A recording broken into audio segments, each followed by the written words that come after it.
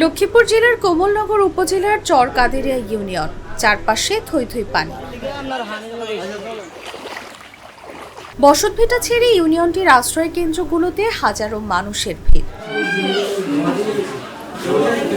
একই সঙ্গে রয়েছে গবাদি পশু। প্রায় ৩ সপ্তাহ পানিবন্দী থাকায় দেখা দিয়েছে তীব্র খাদ্য সংকট, বাড়ছে পশুর রোগবালাই।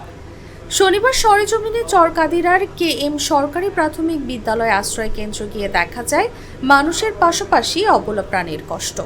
আমাদের এখানে প্রায় ১৫০ গরু আছে স্যার, সবাই আজকে ১০-১৫ দিনের মতন ওইখানে এক বস্তা করে খাবার পাইছে। এই খাওয়ার পর আমাদের এখানে আর কিছু নেই। এখন যে আমরা পাতালা দেখাবো ওইটাও নেই, সব মারিয়ে দিয়েছে। খুব একটা অসুস্থ হয়ে গেছে খাবার অভাবে এই পর্যন্ত। স্মরণকালের ভয়াবহ এই বন্যায় লক্ষ্মীপুর জেলার ৯০% এলাকায় পানির নিচে তলিয়ে গেছে। প্রায় ১০ লাখ মানুষ পানিবন্দী ছিল, এখন তা কমে দাঁড়িয়েছে প্রায় ২ লাখে। অনেক কৃষিজীবী মানুষ নিজেদের সঙ্গে পোষা প্রাণীদেরও নিয়ে এসেছেন আশ্রয় কেন্দ্রে। পানিবন্দী হওয়াতে আমরা আশ্রয় কেন্দ্রে আনি গরুগুলো রাখছি। এখানে গরুগুলা ২০ কেন্দ্রে একটা লোক আসি আমাদেরকে এক বস্তা খাদ্য দিয়ে গেছে। এখন আমাদের সম্পূর্ণ গরুগুলো অসুস্থ হয়ে গেছে, এখন কোনো খাদ্য টাদ্য নাই, এলাকাত কোথায় কোনো ঘাস টাস নাই। আমরা গরুগুলো নিয়ে বিভিন্ন যন্ত্রণা আছি জ্বালা। আমার গরু 4টা আছে, এখন মানে পানির গতি খেরাও পানি এক কুড়ে আমার সব পানি বন্দি গেছে। আর ডাক্তারও চিকিৎসা নেই, মানে খাবার এক বস্তা দিছে আর কোনো খোঁজ খবর নেই।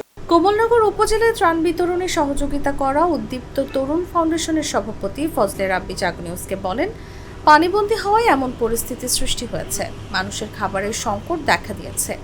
অবলা পশু পাখির খাবারের সব সূত্র শেষ। মানুষ তো পশু পাখির জন্য ত্রাণ নিয়ে আসে না। পানি নামছে প্রতিদিন 1 থেকে 2 ইঞ্চি, আবার ভারী বৃষ্টি হলে 1 ফুট বেড়ে যায়। প্রশাসন যদি খাবারের ব্যবস্থা না করে, মানুষ উপার্জনের হাতিয়ার এসব গবাদি পশু হারাবে।